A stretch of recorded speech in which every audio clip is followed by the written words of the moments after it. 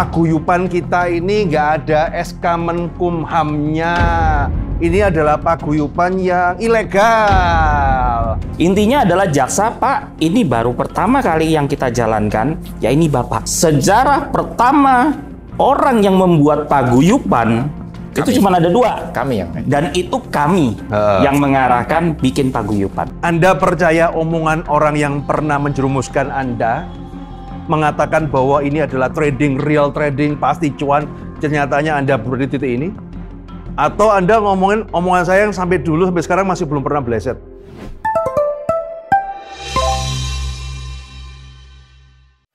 Halo guys, sekarang saya bersama dengan lawyer Okta dan Pak TB yang baru saja selesai untuk sidang Evotrade. Nah, sambil kita tanya, bahas kemarin tuh Pak Okta, jadi kemarin tuh kan ada isu bahwa paguyuban kita ini nggak ada SK Menkumhamnya. Ini adalah paguyuban yang ilegal. Yang legal aja. Gimana Pak Okta? Jadi begini Pak Roy, kami dengan tim, saya Octavianus dengan Pak TB Ade Rosidin, kami saat ini sedang memang berfokus pada bagaimana kita mengklaim kerugian bagi korban-korban yang belum terdata. Ya. Dan kita berjuang. Yes. Ya, hari ini pun kita selesai habis sidang ya Pak TB ya. Habis itu langsung berangkat pulang lagi nih. Kita langsung pulang. Ya, jadi inilah yang kita lakukan untuk para korban. Ya kan? Tetapi ya kembali lagi, saya Octavianus dan TB Ade Rosidin menjalankan proses hukum sesuai dengan peraturan yang ada. Oke. Jadi saya tidak mungkin melakukan tindakan-tindakan pembelaan atau tindakan-tindakan hukum kepada klien saya yang tidak diatur dengan undang-undang. Tidak mungkin. Malpraktek itu malahan ya? Gak boleh. Karena kita semua advokat, tentunya Pak TB dan saya, ini kita sudah disumpah kode etik advokat. Kita tidak boleh mencelakakan klien-klien kami. Itu amanah yang harus kita pegang. Nah, oke. Jadi saat ini kami adalah berfokus pada pendataan korban. Karena mekanismenya adalah korban itu tidak sekedar mendata kepada paguyuban atau apa, tetapi mendatalah kepada instansi yang bisa menyatakan kamu sebagai korban. Yes. Dalam hal ini apa? Dalam hal ini berdasarkan peraturan yang ada adalah melalui pengadilan. Jadi kalau ada mendata korban tidak melalui mekanisme hukum, ya saya tidak tahu. Ya. Mungkin buku yang dipelajarinya berbeda dengan kami. Cuman kalau kami aturannya tetap berdasarkan peraturan perundang-undangan yang ada. Jadi teman-teman ya, kita ini sidang itu bukan sidang kasus Evotrade. Kasus Evotrade sudah selesai, sudah inkrah. Jadi yang kita lakukan ini adalah sesuatu yang eksklusif. Kita nggak bisa cerita. Yes. Karena kami khawatir ya mereka ini akan meniru apa yang kita lakukan karena ini sejarah di Indonesia. Ya. Karena ini belum jadi kasus yang seperti ini itu belum ada. Belum ada. Cuma kita punya pengalaman ya. Nah, intinya adalah kita memperjuangkan korban-korban yang belum terdaftar dari 300 korban ini. Bahkan Pak Roy, pengadilan hari ini di Malang dan juga jaksa penuntut umum yang menangani kasus Evotrade, mereka satu suara bahwa ini kasus yang pertama yang mereka tangani. Loh, terus dia katanya bilang ada yang sudah kekumpul, udah daftar, itu kasus apa? Lah saya tidak tahu kalau itu. Intinya adalah jaksa, Pak, ini baru pertama kali yang kita jalankan, ya ini Bapak. Dan ini yang memang sesuai aturan ya seperti ini. Kita sudah bertemu tadi.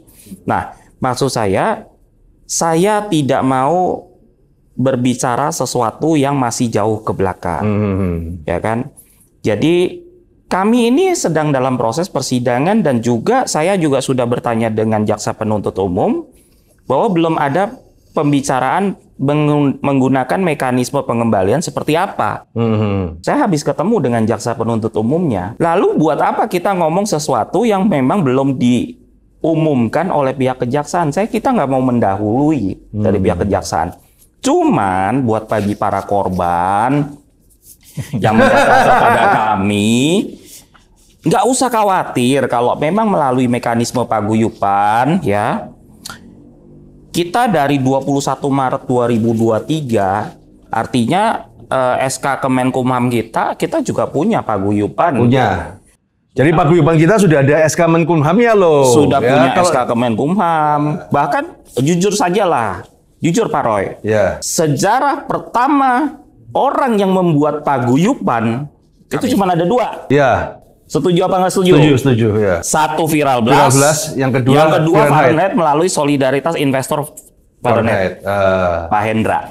Kami yang. Dan itu kami yang mengarahkan bikin paguyuban. Yes. Dan pada saat ramai-ramai belum membuat paguyuban, kami sudah mengindikasikan bentuk paguyuban dan sekarang yang diikuti yang lain-lain. Jadi mereka-mereka ini ya yang kita simpulkan kan, yang kita perjuangkan di awal, yang kita lakukan gitu di awal, dan kita juga sudah ada ini SK Kemenkumham kita sudah punya Pak Roy. Lalu kita kan warga negara Indonesia, tentunya kan nanti ada uang masuk kita harus bayar kewajiban pajak. Kita NPWP sudah ada. Ada NPWP. Ada NPWP. Terus SK Kemenkumhamnya ada, surat keterangan domisili juga kita sudah ada. Jadi nomor rekening juga sudah ada kita. Nomor rekening juga sudah. Nah, jadi kalau apalagi itu loh teman-teman. Jadi nggak usah pusing, nggak usah bagaimana. Cuman ya kita sudah mempersiapkan lah instrumen. Cuman memang yang menjadi pokok kami adalah saat ini adalah kami berfokus memperjuangkan bagaimana korban ini bisa terdata dulu. Yes. Dan ini ada batch pertama yang kita sudah jalankan. Sudah jalankan. Dan kami juga sampaikan kepada pihak pengadilan, kita akan melakukan batch kedua untuk susulan. Segera untuk para korban yang lain yang mungkin melihat ini, kalian udah nggak punya banyak waktu. Karena dan hati-hati, jangan sampai malpraktek. Begitu salah, karena ini ada expirednya teman-teman. Betul. Ya ada expirednya. Ada expirednya dan juga tidak bisa serta-merta datang mengklaim lalu uang itu cair. Ya, nggak bisa kayak begitu, nggak mungkin seperti itu. Karena negara dalam hal ini, jaksa penuntut umum akan mempertanggungjawabkan uang itu diberikan kepada siapa. Nah, cuman kan begini, kan kita ini kan lucu ya. Kita itu nggak pernah nyerang siapa-siapa loh padahal ya. Kita terserah mau jalan-jalan aja. Tapi kenyataannya malah grup kita itu yang di black campaign terus ya. Ada yang dijabrin satu persatu, diancam-ancam. Jangan masuk di sini. Kemudian yang lucu gini loh teman-teman ya. Saya memang kita ini telikung ya. Kita harus akui kita ini telikung di tengah jalan. Oh iya. Ya. Evotrade itu bukan kita yang ngurusin. Bukan. Ya. Cuma kan karena begini. Ya. Yang kenapa kita bikin paguyuban ini nomor 1. Awal kali ya kan ketika Evotrade seperti itu kan. Aku ada tim yang ini. Mereka bilang tidak terima korban lagi. Jadi ada waktu itu kan ada yang tanya ke saya, Pak gimana Evotrade? Waduh aku nggak tahu ya. Coba sih itu dia udah nggak terima tim korban lagi. Oke ya. Nah kemudian yang berikutnya adalah apa? Ketika kita lihat dalam perjalanan, loh ini kok ada grup yang aneh itu, ya. Nakodanya salah jalan ini kan, tidak sesuai dengan apa yang kita pahamin. Mungkin kitab sucinya beda. Ya kitabnya beda ya, caranya beda. Nah kan kalau saya melihat ada penyimpangan di situ kan. Apalagi ini korban kebanyakan teman saya juga, gitu kan? Masa tak biarin? Udah biarin aja begitu ya. Ya nggak bisa kayak gitu. Nah itulah kenapa akhirnya kita bikin paguyuban ini, kita memberikan cara yang selama ini kita tahu. Ya. Jadi kalau misalnya ada yang punya kitab suci yang lain ya nggak ngerti. Saya nggak tahu itu kitab suci bagaimana. Cuman ya teman-teman ya satu hal. Keunggulannya adalah apa? Nomor 1 teman-teman. Grup kita ini secara pengalaman kita sudah punya pengalaman, ya. Gimana kita handle Viral Blast sama Pak Riko, kita ada diskusi di mana itu Fahrenheit ya. Dan sekarang memang masih lagi proses karena ada kasasi gitu ya. Sedang Evotrade kan udah nih. Ya. Pembagiannya seperti apa, kemudian membuat format paguyuban itu seperti apa, dasar-dasarnya yang bikin ya orang ini loh. Jadi kalau ada sekarang paguyuban korban itu ya teman-teman ya, lu jangan bangga, gua bikin paguyuban, ini penciptanya ini. Pemrakarsanya ini sini sama si Riko itu kan, itu pemrakarsanya. Harus seperti apa, harus ada Menkumhamnya, harus ada NPWP-nya, kita semua yang memulai. Nah kemudian di dalam perjalanan kemudian kita mendapatkan blank campaign ya nggak apa-apa ya terserah gitu loh. Hal yang lumrah. Siapa yang tahu dan sok tahu ya siapa gitu ya teman-teman. Karena memang putusan Evotrade kan agak kocar-kacir di awal itu. Ya betul. Saya ikutin betul ya. Saya juga sempat melihat bagaimana kepanikan korban Evotrade yang ketika mereka berteriak-teriak ketika putusan di tingkat pertama di Malang, diputuskan dikembalikan kepada pelaku. Dan itu banyak loh videonya. Termasuk Pak Roy juga pernah meneruskan yang mereka teriak-teriak. Nah, apa yang terjadi? Putusan itu menjadi titik balik seperti yang saya bilang. Semua kasus robot trading, suka tidak suka, kalian berhutang budi dengan kasus Viral Blast dan juga kasus Fahrenheit. Karena disitulah itu menjadi jurisprudensi kan? Yes. Itu menjadi jurisprudensi yang di mana pada saat itu semua pakar-pakar hukum ternama, termasuk Bu Yenti Garnasi, lalu juga ada dari pihak Mahkamah Agung, Hakim Agung menyatakan bahwa kejahatan ini harusnya kembali kepada yang berhak, dalam hal ini korban. Karena negara tidak dirugikan.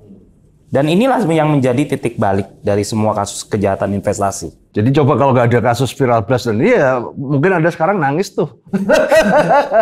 Pak TB gimana jadi hasil persidangan? Ya cukup kondusif tadi. Karena hakim ini melihat jangka waktunya sangat sedikit, akhirnya kami harus maraton nih. Maraton, jadwal sidangnya dipepetin semua. Ya kami tunduk aja.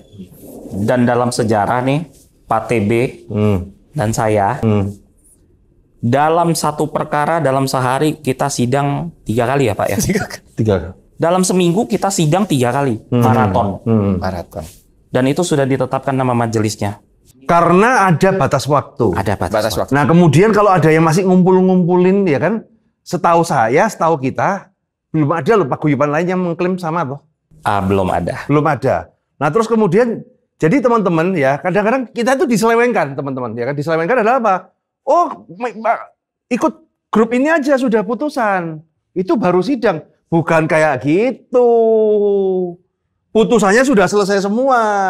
Kita sudah mendaftar bat pertama ini untuk keklaimkan, udah setengah jadi. Kita nanti mau maju gelap kedua. Yang di sana baru ngumpulin, masukin data, ya kalau bener. Nah kalau salah? Ya. Kalau revisi. Nah kalau nggak ada saya di Malang, apa nggak bolak-balik kan Mbak Amburadul ngekos. Bisa-bisa Pak TB cari istri orang Malang itu kan. Jadi buat teman-teman, istri saya nggak denger ini. Oh mudah-mudahan nggak denger ya. Nah kita juga kan 2 minggu terakhir waktu itu kan ya bolak-balik kan revisi kurang ini. Jaksa minta ini ya untungnya home base kita di Malang gitu loh. Saya nggak tahu lah kalau grup lain yang home base-nya di luar Malang kemudian ada yang kayak gitu, keburu nggak? Ya terserah Anda lah. Oke, semoga ini bisa bermanfaat teman-teman. Dan ingat teman-teman, ini ada batas waktunya. Anda percaya omongan orang yang pernah menjerumuskan Anda, mengatakan bahwa ini adalah trading, real trading, pasti cuan, ternyatanya Anda berada di titik ini? Atau Anda ngomongin omongan saya yang sampai sekarang masih belum pernah bleset? Pikir sendiri. Uang Anda di tangan Anda semua. See you guys.